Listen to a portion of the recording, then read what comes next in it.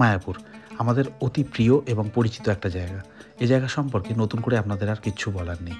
এবারে আমার মায়াপুরে যাওয়ার উদ্দেশ্য ছিল এই যে নতুন চন্দ্রোদয় মন্দির হচ্ছে তার নির্মাণ কৌশল এবং প্রক্রিয়া দেখা এবং আপনাদের সঙ্গে সেই অভিজ্ঞতা ভাগ করে নেওয়া। সে এক সুবিশাল কর্মযজ্ঞ, যদি নিজের চোখে না দেখেন বিশ্বাস করতে পারবেন না। বর্তমানে ইস্কন কর্তৃপক্ষ এই মন্দিরটি সর্বসাধারণের জন্য খুলে দিয়েছেন, যাতে তারা নিজের চোখে এই প্রকাণ্ড কর্মযজ্ঞ দেখতে পারেন। সে সুযোগ আমি হাতছাড়া করিনি। আমি পৌঁছে গিয়েছিলাম মায়াপুর এই মন্দিরের কর্মযজ্ঞ দেখার উদ্দেশ্যে। তো চলুন ভিডিওটা শুরু করা যাক। এবারের আমার গল্পের শুভ সূচনা হয় আমাদের অতি পরিচিত শিয়ালদা স্টেশন থেকে। সেই মতন আমি সকাল সকাল শিয়ালদা স্টেশনে হাজির হয়ে গিয়েছিলাম সকাল 7:53 কৃষ্ণনগর গ্যালোপিং লোকাল ধরার জন্য। আমি যাচ্ছি মায়াপুর। তো যা ভিড়, এই ট্রেনটা অ্যাকচুয়ালি ভিড় হওয়ার কারণ রয়েছে, এটা পরে গিয়ে লালগোলা প্যাসেঞ্জার হয়ে যাবে কৃষ্ণনগর থেকে, তো সেই কারণে এক্সেসিভ ভিড় রয়েছে। তো মোটামুটি আজকের এই ভিডিওতে মায়াপুর ঘুরে দেখাবো আপনাদের। তো আমি ডিরেক্ট কৃষ্ণনগরে গিয়ে আপনার সঙ্গে কথা বলবো। একদম নির্দিষ্ট টাইমে আমাদের ট্রেন ছেড়ে দেয় শিয়ালদার 8 নম্বর প্ল্যাটফর্ম থেকে। আর এটা গ্যালোপিং লোকাল ছিল, তাই সেক্ষেত্রে সেরকম কোনো সমস্যা হয়নি। কিন্তু যেহেতু বারটা ছিল শনিবার, তাই প্রচণ্ড ভিড় ছিল মায়াপুর বা কৃষ্ণনগর যাওয়ার জন্যে। 2 ঘন্টা 10 মিনিট জার্নি করার পরে আমরা এসে পৌঁছাই কৃষ্ণনগর সিটি জাংশন। 3 নম্বর প্ল্যাটফর্মে ট্রেনটি এসে দাঁড়াবে। আপনাকে ওভারব্রিজ ক্রস করে যেতে হবে 1 নম্বর প্ল্যাটফর্মে। 1 নম্বর প্ল্যাটফর্মের পিছনেই রয়েছে টোটো এবং অটো স্ট্যান্ড। তো 99 কিলোমিটার জার্নি কমপ্লিট করে আমরা এসে পৌঁছালাম কৃষ্ণনগর সিটি জাংশন। এখান থেকে টোটো রয়েছে এবং অটোও রয়েছে। চলে যাব স্বরূপগঞ্জ ঘাট, সেখান থেকে জলঙ্গি নদী পার করে যাব মায়াপুর। তো এখানে প্রচুর টোটো রয়েছে, এখান থেকে জিজ্ঞেস করবে ঘাট, তারপর ডিরেক্ট মায়াপুরও যাচ্ছে। কত করে দাদা? কত যাবে? না না, ঘাট স্বরূপগঞ্জ ঘাট।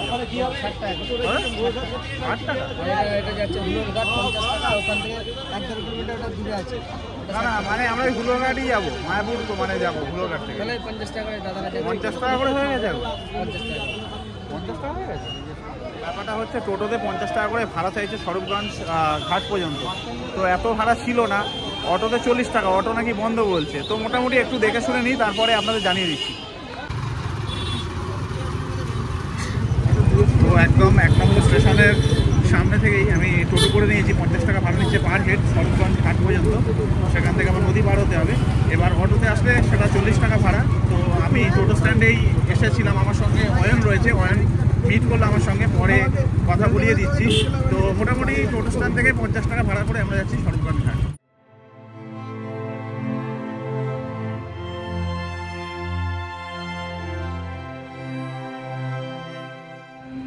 এই আমঘাটা স্টেশনের পাশেই দেখালাম আপনাদের অনেক টোটো দাঁড়িয়ে রয়েছে। যদি কৃষ্ণনগর স্টেশন থেকে আপনারা অটোতে আসছেন, তাহলে এই আমঘাটা স্টেশন পর্যন্ত আসতে পারবেন। বর্তমানে ডিরেক্ট হুলোরঘাট পর্যন্ত বা স্বরূপগঞ্জ ঘাট পর্যন্ত যাচ্ছে না, তো এখান থেকে আবার টোটো করতে হবে। আর যদি টোটোতে ওঠেন আমাদের মতন, তাহলে ডিরেক্ট আপনারা হুলোরঘাট চলে যেতে পারবেন। সেখান থেকে এবার জলঙ্গি পার করে মায়াপুর।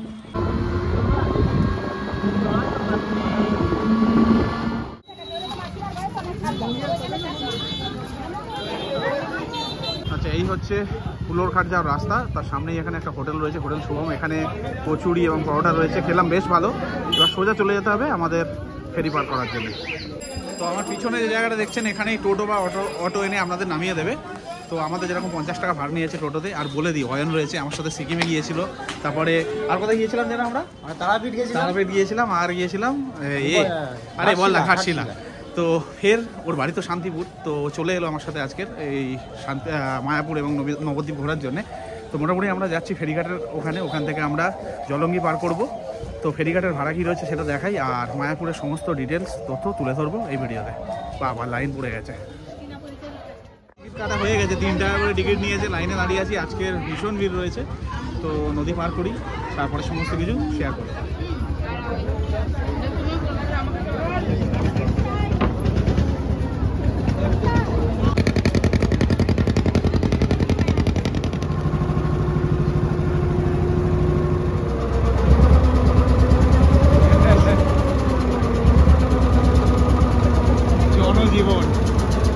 সেলফি তুলতে ভিডিও করতে আমরা এবারে চলে এসেছি। তো আমরা নদী পার করে ফেললাম, এখানে টিকিট জমা দিয়ে দিলাম। তো এখান থেকে টোটো রয়েছে, আপনারা যেতে পারেন বা হেঁটেও চাইলে যেতে পারেন। তো আমরা দেখি কি করা যায়। আজকে তুলনামূলক প্রচুর ভিড় রয়েছে, শনিবার মানে প্রচুর ভিড় রয়েছে। তো এই হচ্ছে টোটো স্ট্যান্ড, এখান থেকে আপনারা ইসকন মন্দির পর্যন্ত টোটো পেয়ে যাবেন। ভাড়া কত গো ইসকন মন্দির? ভাড়া কত? হ্যাঁ 20 টাকা। তো মোটামুটি আমরা হেঁটেই যাচ্ছি, আর গরম একটু হচ্ছে সকালের তুলনায়, আর 20 টাকা করে ভাড়া বলছে না, ফালতু যা খুশি তাই বলে যাচ্ছে। তো মানে 10 টাকা জেনুইন ভাড়া, তো এখন বাড়িয়ে বাড়িয়ে বলছে, আমরা হেঁটেই চলে যাচ্ছি যেহেতু আমি আর ওয়ান রয়েছে। এটা যেহেতু বয়স্কদের জন্য বেস্ট তীর্থস্থান, তো আপনারা যদি বয়স্করা আনছেন সঙ্গে তবে অবশ্যই টোটো করে নেবেন। হ্যাঁ সে তো অবশ্যই, বাচ্চা বা বয়স্ক থাকলে টোটো মাস্ট, নইলে গরমের মধ্যে, গরম হচ্ছে, শীত হলেও কি হবে, বেশ ভালোই গরম হচ্ছে। তো আমরা এসেই গেছি, হেঁটে আমাদের মিনিট 7 লাগলো, মানে তার বেশি লাগেনি, খুব জোর হলে 10 মিনিট লাগবে। যদি ইয়াং ছেলেমেয়ে থাকছে বা হাঁটতে সক্ষম তারা হলে হেঁটেই চলে আসবে। আর শীতকালের একটা আমেজ রয়েছে, অসুবিধে নেই, গরম হচ্ছে বাট অতটা না, অসুবিধা হবে না। তো ওই 20 টাকা করে চাইছে, 10 টাকা যেখানে ভাড়া, তো ফালতু কোনো ঝামেলার মধ্যে না গিয়ে হেঁটেই চলে আসবে। প্রচণ্ড ভিড়, তার সঙ্গে টোটোরও চাপ রয়েছে, আর সামনে হচ্ছে মহাপ্রসাদের কুপন কাউন্টার, লাইনও বেশ ভালো রয়েছে। এখান থেকে সমস্ত ধরনের কুপন পাবেন, গদা ভবন থেকে শুরু করে আরও যে সমস্ত ভোগ এখানে বিতরণ করা হয়। লাইনটা দেখিয়ে দিচ্ছি, সম্ভব হয়তো আজকের হবে না মনে হয়, দেখাচ্ছি আপনাদের। এই হচ্ছে 1 নম্বর গেট, তার সামনেই রয়েছে এখানে কুপন কাউন্টার, দেখতেই পাচ্ছেন লাইন বেশ ভালো রয়েছে।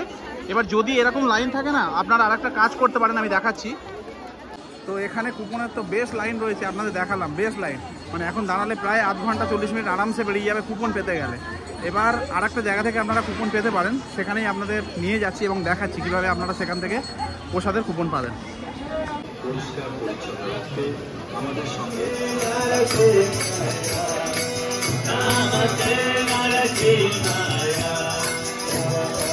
যে দৃশ্যটা আপনাদের দেখালাম, এটা ইসকনের একটা খুব পরিচিত মানে একটা দৃশ্য, মানে এখানে ওখানে সবসময় এই ধরনের একটা আপনারা অ্যাটমসফিয়ার পেয়ে যাবেন। এর জন্যই মায়াপুর ইসকন খুব ভালো লাগে। আমরা গদা ভবনের সামনে এসে গেছি, আর এই পাশে এখানে কাউন্টার রয়েছে, তো এখান থেকেও আপনারা নিতে পারেন। বাট সমস্যা হচ্ছে এখন বাজে হচ্ছে আপনার 12টা 15, বন্ধ হয়ে যেতে পারে।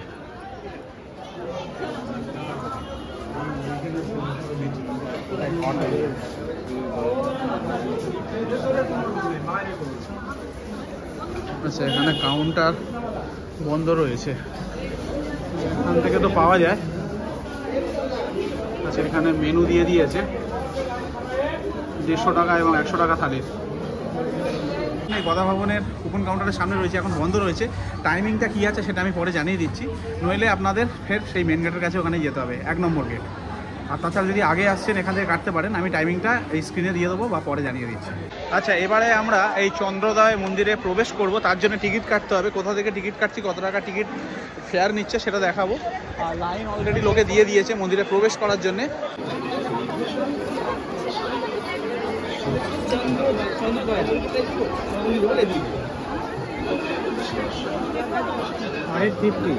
Per head 50। আচ্ছা ঠিক আছে, তো কোথা থেকে লাইনটা কোথা থেকে দেবো? ওইখানে। আচ্ছা আচ্ছা, তো এই হচ্ছে টিকিট কাউন্টার, এই মন্দিরে আমরা প্রবেশ করব, আর সামনে রয়েছে লাইন। এই হচ্ছে টিকিট, চলুন এগিয়ে যাই। তো এখানে 50 টাকা করে পাশের টিকিট পড়েছে, আর ফটোগ্রাফি ভিডিওগ্রাফি ভেতরে অ্যালাউ বলছে, তো ভিতরে যাই চলুন।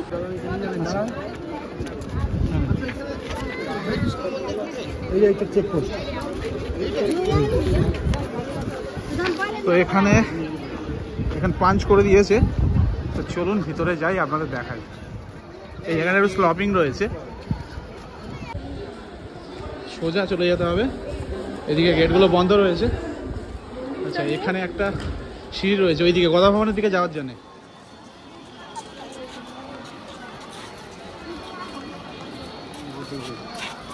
তো আমরা আস্তে আস্তে মন্দিরের মধ্যে প্রবেশ করছি, বেশ স্লপিং আছে, হাইট ভালো, স্লপিং আছে বলে কষ্ট হচ্ছে না।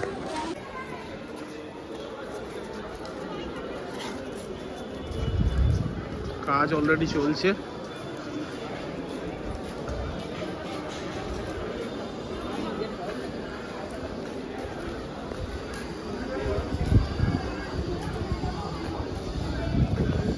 এগুলো এখন কমপ্লিট হবে, হিউজ সমস্ত কিছু এখানে।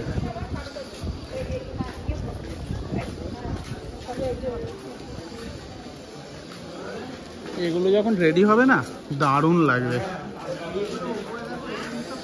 হ্যাঁ, এগুলো ইন্টেরিয়র করা রয়েছে, যেরকম আমরা ফল সিলিং করি না, ফল সিলিং টাইপের করা রয়েছে।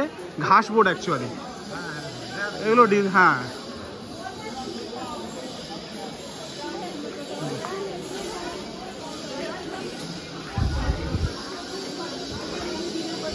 মেন জায়গায় এতটুকু রেডি হয়েছে, অসাধারণ অসাধারণ। कभी नहीं मिलेगा।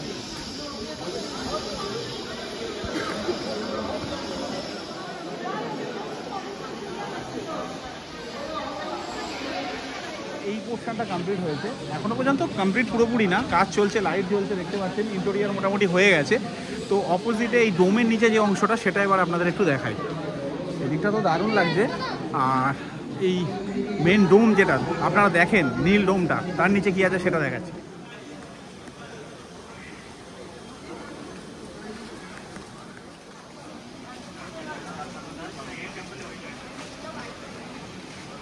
জিনিসটা দেখুন, যে ডোমটা আমরা বাইরে থেকে দেখি সেইটা এইটা, মানে এর ওপরে আরও ইন্টেরিয়র হবে, ডেকোরেশন হবে, লাইট লাগবে। আর এখানে একটা দেখতে পাচ্ছেন ঠাকুর রাখার জন্যে, মূর্তি রাখার জন্য জায়গাটা তৈরি হয়েছে, যেরকম এইদিকে হয়েছে ঠিক এখানেও তৈরি হচ্ছে। আর একটা জিনিস দেখুন, এই যে রাউন্ডটা রয়েছে এখানে কিন্তু 5টা ফ্লোর রয়েছে। এটা একটা, দুটো, তিনটে, চারটে, একদম উপরে একটা 5টা। তো এগুলো থেকে দর্শন বা কোনো কিছু ব্যাপার থাকবে হয়তো, জানি না আমি এখনো। তো এই সাইড দিয়ে দেখালাম, যেখানে এটা আপনাদের প্রথম দেখালাম, তারপরে এই সাইডে এই ডোমের নিচের অংশটা দেখালাম। এবার সামনে থেকে দেখাই কেমন লাগে, চলুন। দারুণ করেছে, সত্যি কথা বলতে দারুণ করেছে।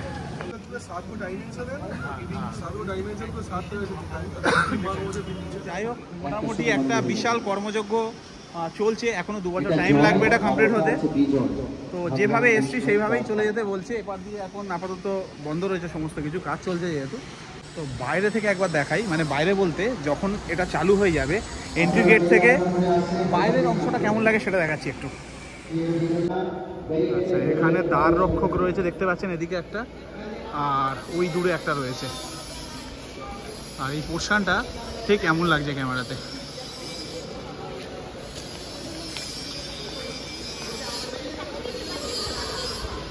জিজ্ঞেস করি স্ট্যাচু দুটো কি রয়েছে, ওই দুটো স্ট্যাচু, এই স্ট্যাচুটা জয়, ওটা বিজয়, বৈকুণ্ঠের দ্বার। আচ্ছা, বৈকুণ্ঠের দ্বার। তো এই যে দুটো স্ট্যাচু রয়েছে মূল দ্বারের দুধারে, একজনের নাম হচ্ছে জয়, একজন বিজয়।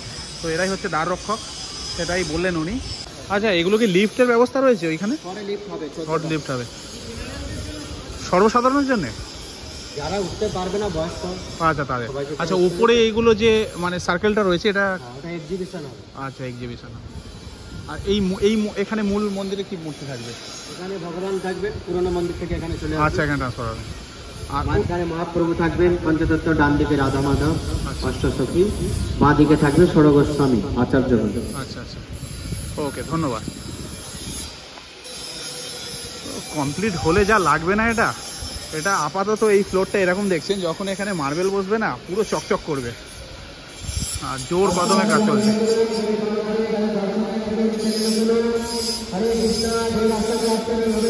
আর এই ডোমের ওপরে যে অংশটা দেখছেন না, এখানে গ্যালাক্সি হবে, মানে আমাদের পুরো ব্রহ্মাণ্ডকে এখানে তুলে ধরা হবে, সেরকমই বলছেন।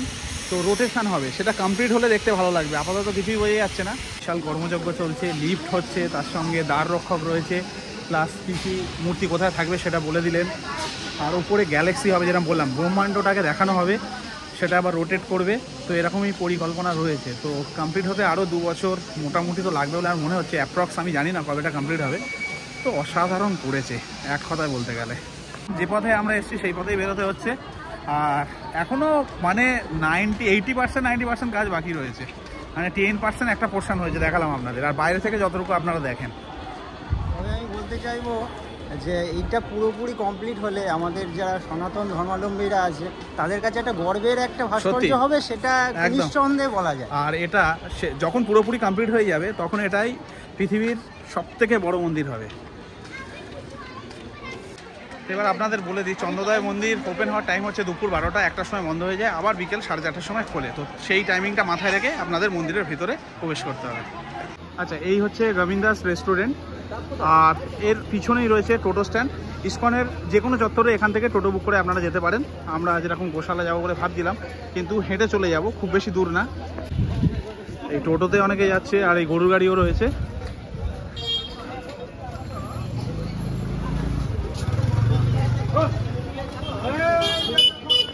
তো যেরকম আপনাদের দেখালাম, ওখানে টোটো স্ট্যান্ড রয়েছে গোবিন্দাসের পিছনে, ওখান থেকে টোটো করতে পারেন। গরুর গাড়িও যাচ্ছে দেখলাম। তো আমরা হেঁটে হেঁটে যাচ্ছি গোশালা। পুরো ছায়া রয়েছে পুরো জায়গাটা, বেশ ভালো লাগছে এই জায়গাটা। তবে আমার মনে হয়, আমার কাছে, এটা আপনাদের কাছে কিনা লাগে কিনা জানি না, তবে আমার কাছে ভেতরে মন্দিরের পরিবেশের থেকে এই গোশালায় যাওয়ার যে পথ, হ্যাঁ, এটা দারুণ লাগে। যে পরিবেশটা, এইটা আমার কাছে বেস্ট লাগে। তার উপরে হাঁটতে হাঁটতে এই সৌন্দর্যটাকে উপভোগ করতে করতে যাওয়াটা আলাদা হবে। আর সত্যি কথা বলতে ওয়েদারটাও খুব সুন্দর রয়েছে, আমি দেখাচ্ছি।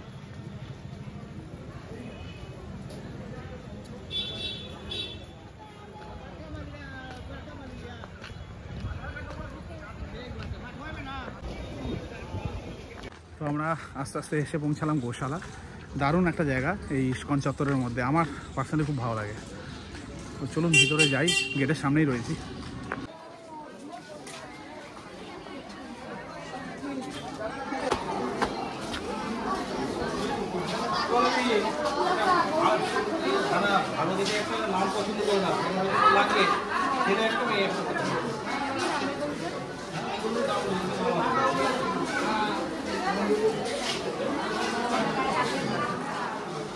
এর একটা নাম রেখে দে। নাম হচ্ছে গিয়ে রূপসী। রূপসী, বাহ।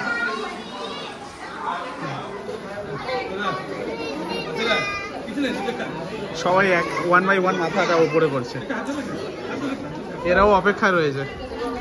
দেবে দেবে বাবা, দেবে। তো আমরা গোশালার মধ্যে প্রবেশ করলাম।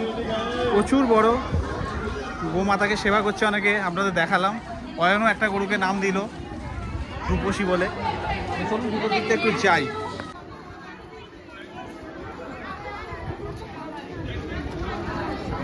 তো অয়নের প্রশ্ন হচ্ছে, কি প্রশ্ন তোর? আমার প্রশ্ন হচ্ছে যে এত তো বড় বড় গরু আছে, তাহলে অ্যাকচুয়াল যে বাছুরগুলো কোথায়? আলাদাভাবে সামনে হয়তো রাখা থাকে। চলুন দেখি, ভিতর দিকে যাই। তো আমরা একদম ভিতরে চলে এসেছি। এখানে বেশ কিছু গরু রয়েছে, বাছুর কিন্তু নেই অয়ন এখানে।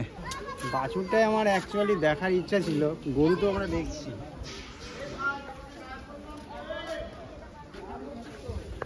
ভিডিও করতে পারবো না। তো গোশালার ভেতর দিকে গিয়েছিলাম, ওখানে একজন ভদ্রলোক বসে রয়েছেন, তিনি বারণ করছেন যে গোশালার ভিডিও করো না। তো করা উচিত না, বেরিয়ে যাই। সামনে কিছু শপ রয়েছে, সেখান থেকে কিছু খাওয়া দাওয়া করি কিনা সেটাই আপনাদের দেখাই। তো যেটা আমি বলছিলাম, এখান থেকে আপনারা চাইলে গোমাতার সেবা করতে পারেন, সামনে কাউন্টার রয়েছে। তো চলুন বাইরের দিকে যাই। আচ্ছা, এই হচ্ছে গোশালা, আমরা ভিতরে গিয়েছিলাম। এই বাঁদিকে এখানে স্টল রয়েছে, চাইলে আপনারা এখান থেকে দই লস্যি খেতে পারেন। আর এদিকে কিছু ঘি এবং ধূপ, এই সমস্ত দ্রব্যের দোকান রয়েছে সামনেই। তো চাইলে আপনারা এখান থেকে কিছু সংগ্রহ করতে পারেন। তো আমরা এখন এসে হাজির হয়েছি এই ডিজিটাল থিয়েটারের কাছে। এখানে এন্ট্রি হচ্ছে 10টা থেকে 8:30 পর্যন্ত। এই হচ্ছে থিয়েটারটা, আর সামনে রয়েছে টিকিট কাউন্টার। টিকিট মূল্য কত সেটা আমি ডেসক্রিপশানে লিখে দেবো। তো এই থিয়েটারের টিকিট মূল্য হচ্ছে 40 টাকা পার হেড, ঠিক আছে, এবং এসি রয়েছে। আর এখানে ধর্ম সংক্রান্ত নানা রকম এখানে ডিসপ্লে হয়, তো সেটা আপনারা দেখতে পারেন। সকাল 10টা থেকে সন্ধ্যে 8:30 পর্যন্ত খোলা।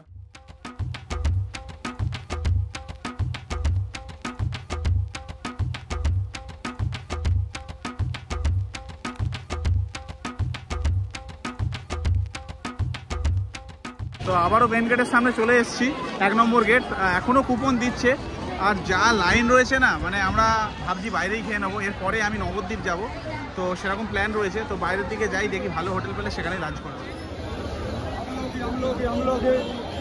গল্পের আমরা মোটামুটি শেষ পর্যায়ে পৌঁছে গেছি। এবারে আমরা যাচ্ছি নবদ্বীপ। প্রথমে ইসকন মন্দিরের সামনে থেকে একটা টোটো নিয়ে নিয়েছি, যাচ্ছি মায়াপুর ঘাট। সেখান থেকে জলঙ্গি এবং ভাগীরথী পার করে চলে যাব গৌরাঙ্গ মহাপ্রভুর জন্মস্থান নবদ্বীপ। সেই গল্প থাকছে পরের পর্বে।